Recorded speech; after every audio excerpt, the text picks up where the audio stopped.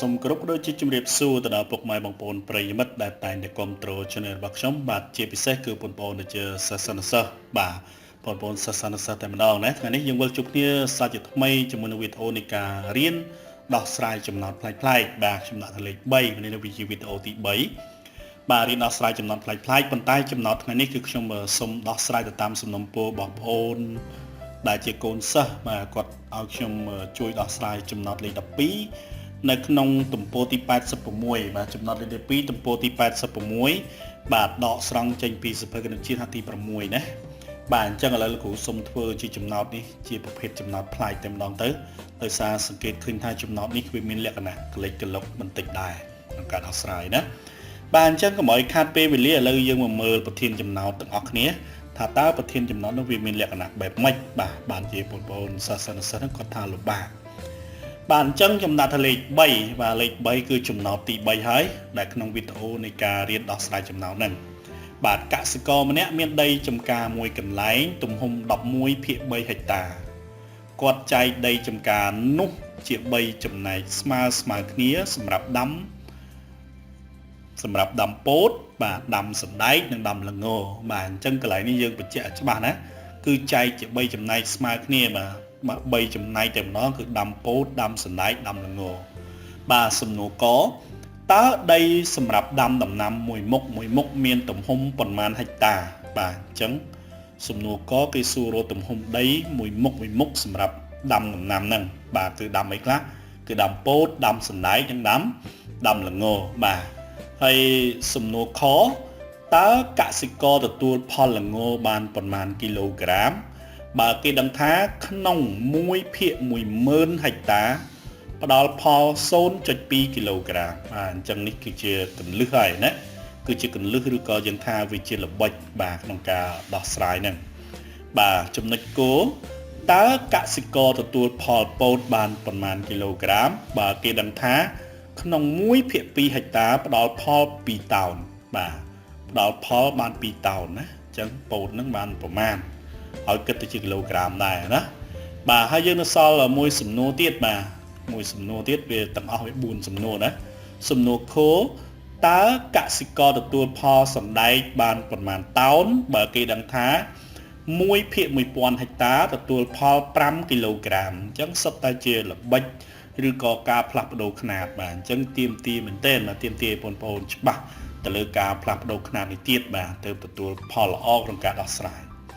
ណាបាទអញ្ចឹងទោះជាយ៉ាងណាក៏ដោយបើសិនជាបងប្អូនស្ដាប់បាទបងប្អូនកុំខាមលងទៅលងមកណា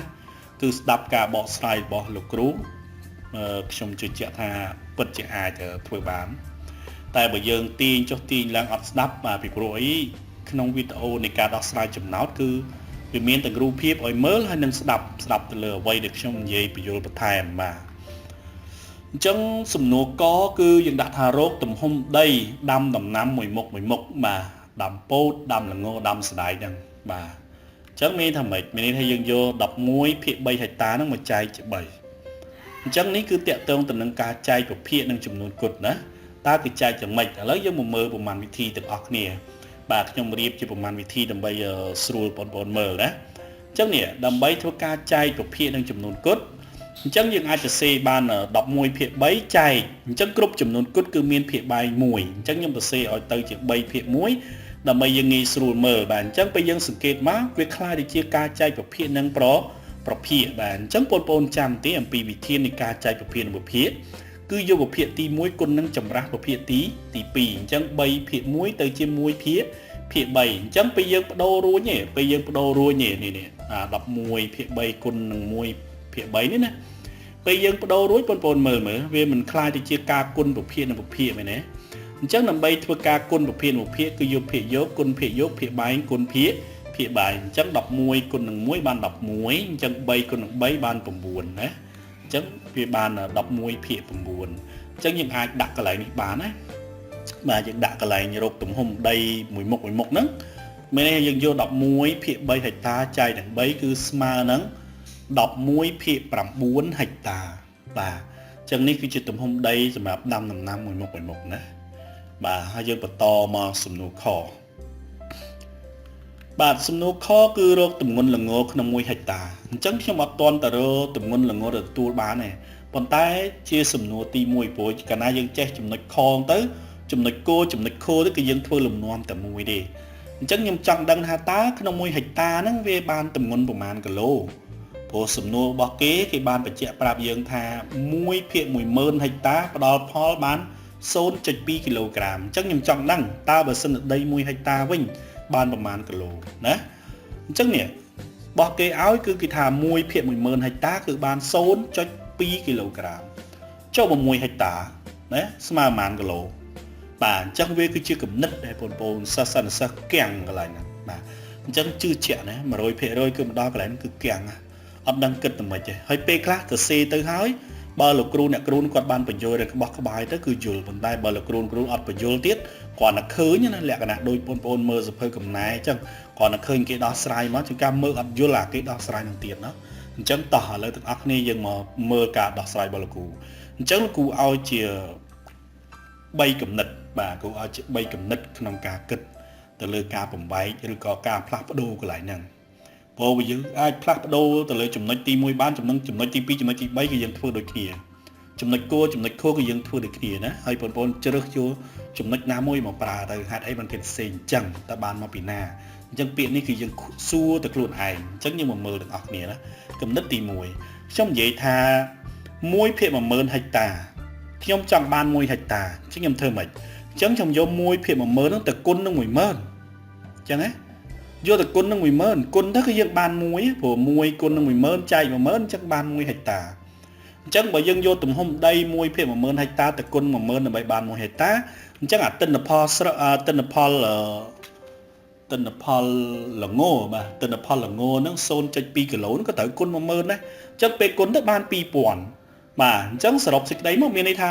បើសិនជាគិតទំហំដី1ហិកតាគឺស្មើនឹង2000គីឡូក្រាមបាទនេះគឺជាគំនិតទី1ណាគឺខ្ញុំបំបែកទៅអញ្ចឹងដើម្បីខ្ញុំស្រួលយកទៅប្រើប្រាស់បាទគំនិតទី2គេមានរបៀបខុសពីនឹងបន្តិចទៀត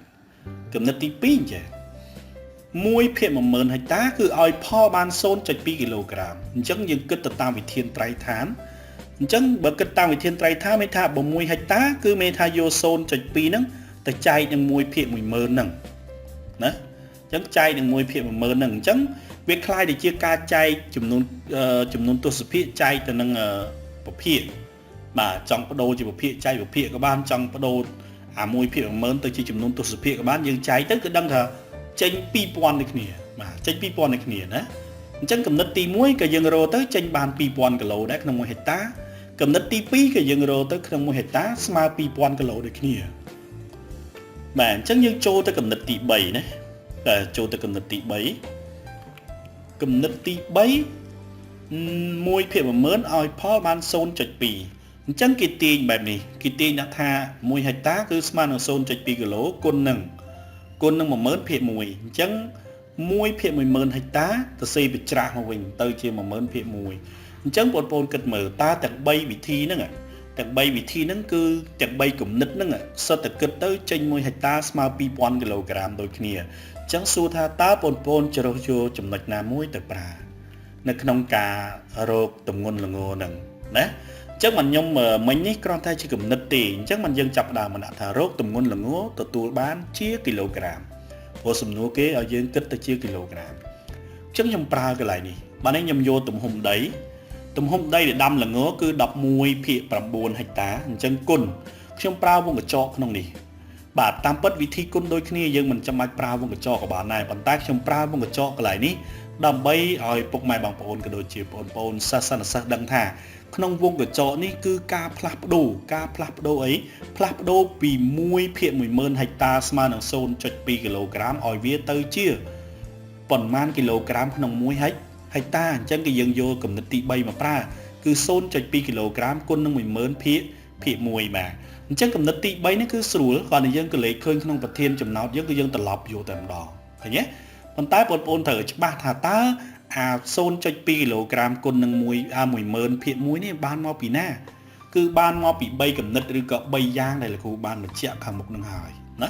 អញ្ចឹងបើសិនបងប្អូនអត់ច្បាស់បងប្អូនអាចត្រឡប់ទៅវិញបន្តិចហើយមើលវីដេអូនិងស្ដាប់ការនិយាយរបស់លោកគ្រូ បាទអរគុណអញ្ចឹងយើងយកមកគុណមកអញ្ចឹងយើងយកអានេះ0.2 នេះគុណ 10000 ភាគមួយហ្នឹងមកវាបាន 2000 អញ្ចឹង 2000 គុណ 11 ចែក 9 អញ្ចឹងវាបានមកគឺ 2444.444 គីឡូក្រាមអញ្ចឹងវាអត់ដាច់ទេលេខហ្នឹងវាចុចលេខ 4 ទាំងអស់បាទអញ្ចឹងយើងឃើញអ្នកខ្លះគេថាយកក្រោយក្បៀសតែ2ខ្ទង់បានហើយអញ្ចឹងបងយក44ទៅចុច44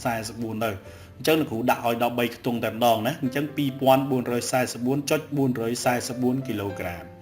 បាទពេលដែលយើងច្បាស់របៀបបដូរទី1នឹងហើយអញ្ចឹងទៅដល់ទី2គឺយើងទៅសេយកតែម្ដងណានេះមកដល់ទី2គ្រូទៅសេយកតែម្ដងណារកទម្ងន់ពោតទទួលបានជាគីឡូក្រាមអញ្ចឹងគេប្រាប់យើងថាម៉េចគេប្រាប់យើងថា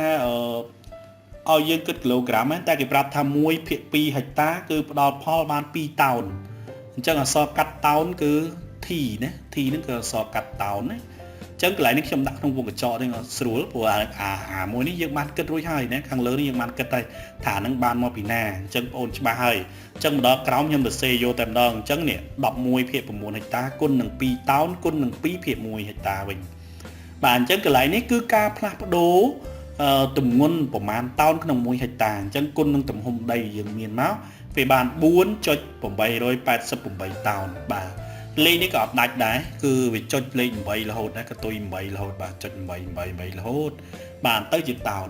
តែសំណួរគេចង់បានជាគីឡូក្រាមអញ្ចឹងបងប្អូនច្បាស់ទេថាតើ1តោនស្មើនឹងប្រមាណគីឡូក្រាមបាទអញ្ចឹង1តោនគឺស្មើនឹង1000គីឡូក្រាមអញ្ចឹងយើងបដូរពីតោនទៅជាគីឡូក្រាមហើយយើងយក 4.888 មកគុណនឹង 1000 អញ្ចឹងបាន 4888 គីឡូក្រាមបាទការពិតទៅគឺកតុយចុងវាលេខ8ទាំងអស់បាទអត់ដាច់ទេណាបាទយើងយកប៉ុណ្្នឹងចុះអាចទទួលយកបានត្រឹមហ្នឹងណាបាទយើងបន្តចូលមកសំណួរបន្តទៀតបាទសំណួរបន្តទៀតគឺរកទម្ងន់សណ្ដែកទទួលបានជាតោនបាទគេសួរមកជាតោនប៉ុន្តែគេប្រាប់យ៉ាងម៉េចនេះគេប្រាប់យើងគឺ1ភាគ 1000 ហិកតាផ្ដល់ផលបាន5គីឡូក្រាមអញ្ចឹងកន្លែងនេះគឺយើងធ្វើការបដូរដើម្បីយើងដឹងថាតើក្នុងដី1ហិកតាហ្នឹងបានផលប្រមាណគីឡូក្រាមដូចគំនិតដែលយើងបាននិយាយពីដើមទីអញ្ចឹងបាទអញ្ចឹងយក5គុណ1000ចែក1មកឃើញបានហើយបើយើងយក1គុណ11ចែក9អញ្ចឹងវាចេញមកគឺ 6111.11 បាទគីឡូក្រាមអញ្ចឹងលេខនេះក៏ចែកអត់ដាច់ដែរគឺចុច11រហូតបាទចុច111រហូតបាទអញ្ចឹងចេញជាគីឡូក្រាមចេញគីឡូក្រាមតែសំណួរគេចង់បានជាតោនអញ្ចឹងបងប្អូនត្រូវទៅច្បាស់ណាត្រូវច្បាស់ថា1តោនមាន1000គីឡូអញ្ចឹងបើបដូរពីតោនទៅគីឡូយើងគុណចុះបើបដូរពីគីឡូមកតោនវិញគឺយើងចែកអញ្ចឹងយកទៅចែកនឹង1000ទៅអញ្ចឹងយើងបាន 6.1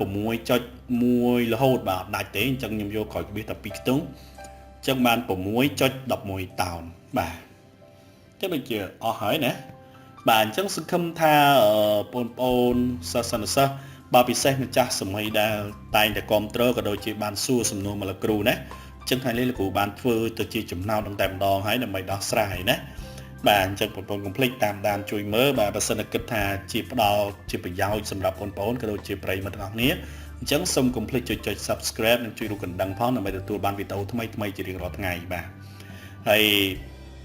បើសិនគិតថាវាមិនល្អវាមិនអីទេបាទអូខេបាទអាច skip ចោលឬក៏អូមលងទៅបាទអរគុណច្រើនអញ្ចឹងពេលដែលយើងនេះរួចហើយគឺយើងត្រូវដាក់ឆ្លើយថាណាកដីដាំដំណាំមួយមុខគឺ11ភាគ9ហិកតាខផលល្ងទទួលបានគឺ2444.44 គីឡូក្រាមបាទគោផលពោតទទួលបានគឺ